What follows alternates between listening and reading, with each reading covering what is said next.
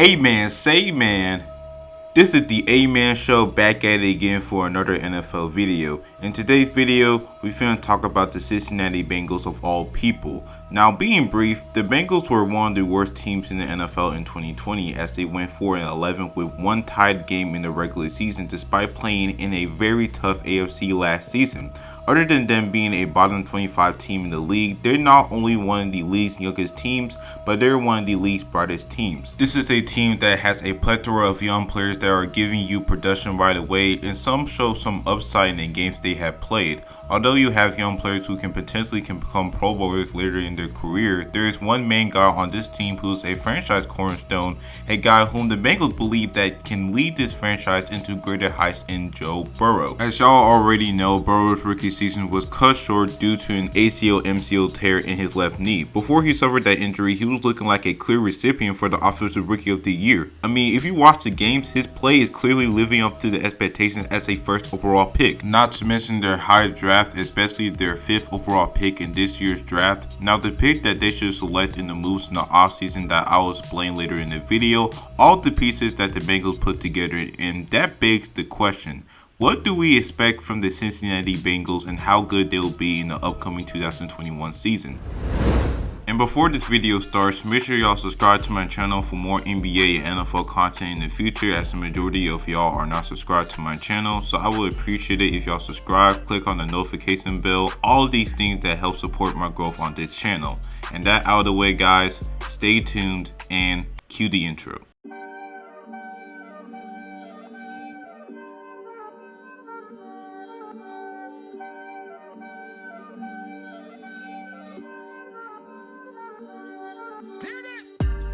I got this shit from the trap, few baggies, my pen and my pad. I done got rich off a rap, you throwin', we sending them back. That shit is a fact, my young boy ain't got no ID on him, he had to slip through the back. Go in the back. They took everything he had off his body, he thought he was lit cause he rap. Gotta hustle, go get off your back. He broke, go get him a pack. I just blew 10 up in sacks. Fuck cops, they kill if you black. You might get a deal if you nice. Gelato, I'm smoking to give you the feeling you feel when you feel on the flight. Light up that blunt, go Willie that bike. This is our life. It's the lifestyle that we cherish every day. Take a risk, take out this cash in every way.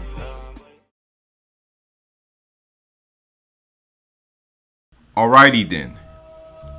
Despite the Cincinnati Bengals having one of the worst records in the AFC last season, they're going into the right direction as an organization, and it's time that the Bengals actually have a direction with this roster, and looking forward to building something special. Because if you look at the last 6 seasons where the Bengals last made the playoffs in 2015, where they went 12-4, being ranked first in the AFC North, yes, the same tough AFC North division that we all talk about all the time, and they went first in the division that year, and with a roster of an in his prime Andy Dalton, AJ Green, Tyler Eifert, and a very solid receiver in Mohamed Sanu, and with a borderline elite defense of Carlos Dunlap, Reggie Nelson, Geno Atkins, Adam Jones, Vontae Burfict if he's not a school threat, Raymond Maluga, that Bengal team talent-wise were at least a dark horse Super Bowl contender, but they were upset by a worse team and a rival in the Pittsburgh Steelers, marking their 5th consecutive playoff appearance in the 2010s, at which they got bounced in a wild card game. In 2015 was the last year they made a playoff appearance, because after that season they would go on a 5-year playoff drought. And then also in that time where Marvin Lewis in his last 3 seasons as head coach of Cincinnati will be his worst coaching period as head coach for this team.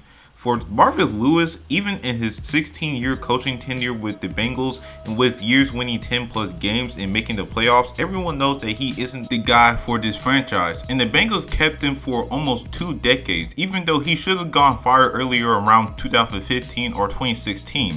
But anyways, I digress. The Cincinnati Bengals between 2016 to now has been one of the worst teams in the league, despite all the moves they made, re-signing safety George Okola in the 2016 offseason, drafting cornerback William Jackson III in the late 1st round, Tyler Boyd in the 2nd round, and defensive tackle Andrew Billings in the 4th round in the 2016 draft. It hasn't been enough to help this team make a playoff purse, as they went 6-9 with one tied game in the 2016 season. While they didn't make terrible moves except not re-signing all-pro safety Reggie Nelson in the 2016 offseason, they could have done better in the offseason. While the Bengals mostly have the same roster in the 2015 season, everyone just gone worse.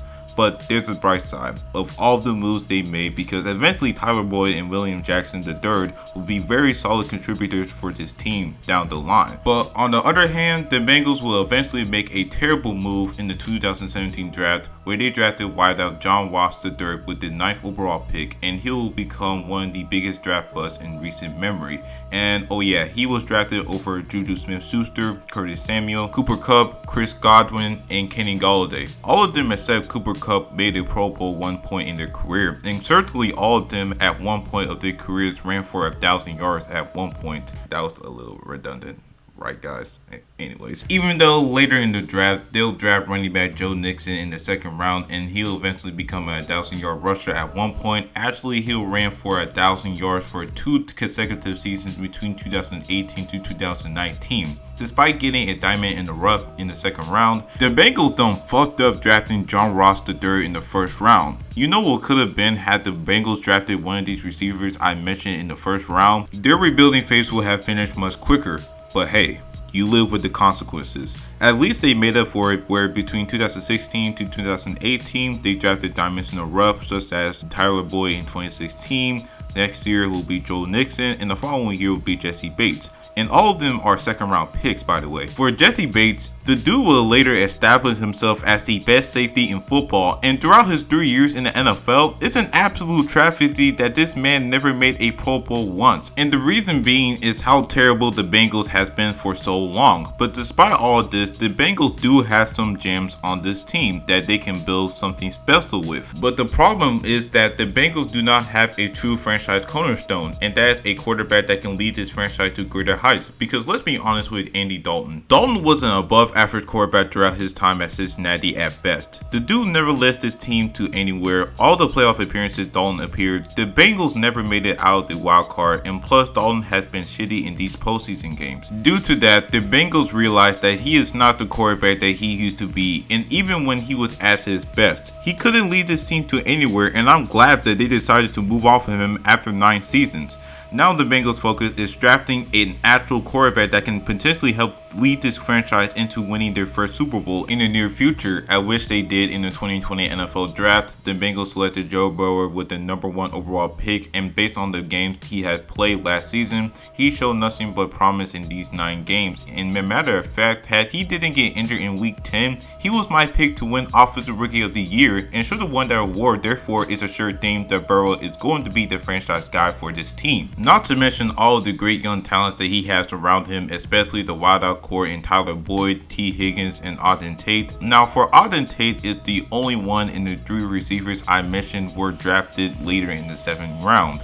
And the dude in the games he has played, especially in his second season in the league, has been relatively solid and showed a bit of upside. Scratch that. He has some upside being 6'5", 230 pounds, big, strong. Now, I don't think that he'll ever be a wideout number 1 or maybe not at number 2, because the dude has so many glaring problems, such as him not being a great catcher, and lack of athleticism does not help the dude either. But the dude's strength is his route running, and plus he is big and strong. He can potentially run for over 800 yards at most in his career, given the situation that he is in later in the future.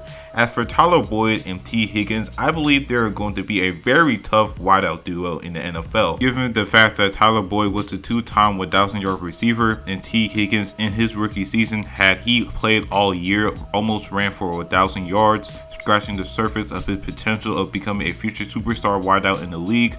While every team has a bright spot, there are many holes in the roster that needs to be addressed, and that is their O-line. The offensive line last season allowed 48 total sacks, ranked 6th in the league, and plus they have been anus at run blocking altogether. There were multiple times where Cincinnati should have converted on 4th down at the 1-yard line had the O-line protected better in the run game. It's clear that the O-line has been trashed since Andrew Whitworth left in free agency, and they need an offensive line that can protect Joe Burrow. And since they have the 5th pick of this year's draft, there were speculations where the Bengals should draft Penei Sewell or Jamar Chase with the 5th pick. There was a report saying that Joe Burrow wants the Bengals to draft Chase with the 5th overall pick. Even though they both played together in LSU where they won a natty in 2019, the Bengals have Tyler Boyd and T. Higgins, who are eventually going to be a top wideout duo in the league, and plus their O-line is bad. It's one thing that you want to keep your player happy at all times, But when a player are requesting players that he wants rather than the team needs,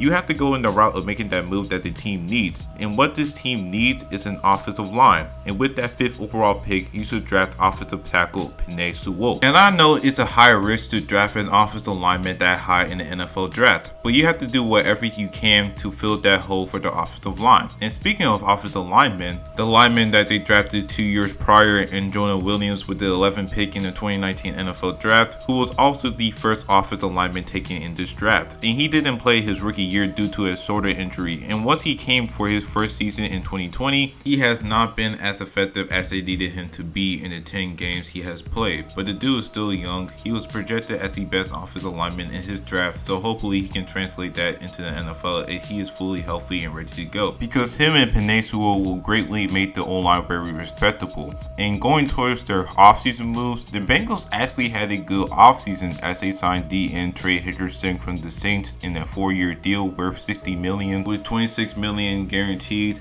This is a great move from the Bengals, because this is a guy who has been the best pass rusher for the Saints defense last season with 13.5 total sacks. Him in the roster is going to make this Bengals D-line very above average. Sam Hubbard, DJ Reader, Larry Ogunjobi, at which they signed him in a 1-year contract, and Trey Hendrickson on the line. I mean, that is no slouch, guys. Also, you have a very solid secondary with Mike Hilton, Trey Waynes, Chidobe Awuzie, Von Bell, and of course, Jesse Bates. The only holes on defense is their linebacker core. Their linebacker core is not good whatsoever, and that's one of the holes that the team needs to address. The Bengals have a 2nd round pick, and they should select Jeremiah Owusu-Koramoah from Notre Dame with the 36th overall pick, seeing how he's one of the best linebacker prospects in this draft. And some draft boards think that they should draft another wide receiver in the 2nd round. The Bengals receiving core is solid, and I don't think it's a good move to draft another receiver in the 2nd round, even though they have problems on this team to address, and that's their linebacker core. Their linebacker core is the main hole in the Bengals defense. Address the Bengals problems first, then go from there. And hell, the Bengals also have a 3rd round pick, and this year's receiving class is stacked similar to last year's draft.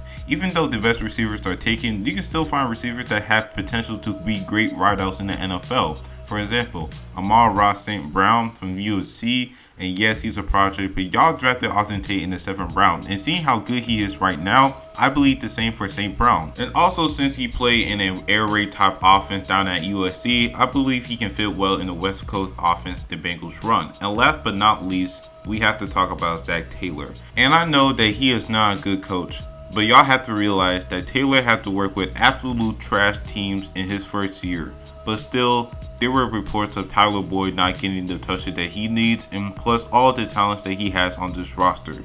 He has absolutely did nothing with them. The dude don't know what he's doing with this roster, and seeing how he has 6 total wins in his 2 seasons is putrid. And right now, he is in the hot seat, because if this man does not improve, especially a team that is bringing in more talent this year, then he's definitely going to get fired after this year, or even during the season. That's what we expect from the Cincinnati Bengals in 2021, because really the team can potentially make a wildcard appearance in the tough AFC, and all the good moves they made, I think they're good enough talent-wise to make a playoff appearance. They have a good offense and a good defense. And what I expect the most from the Bengals is that they are competitive. That is the number one expectation that they have to meet. Not win 10 plus games. I mean, it's great that if they won 10 plus games, but don't win just 3 games, because to be honest, I'm not worried if the Bengals do not make the playoffs, because simply put, Zach Taylor is a shitty coach, and if you have a shitty coach, you're not going to win that many games, and that's a fact. Apart from the main hole, and that's in their head coach position, well, there's many main holes on this team. The Bengals are finally going toward the right direction for this organization. You have a franchise cornerstone in Joe Burrow, along with a emerging wideout duo alongside Burrow, a very solid running game with Joe Mixon. And by the way, update alert, the Bengals released Giovanni Bernard yesterday. I mean, wow.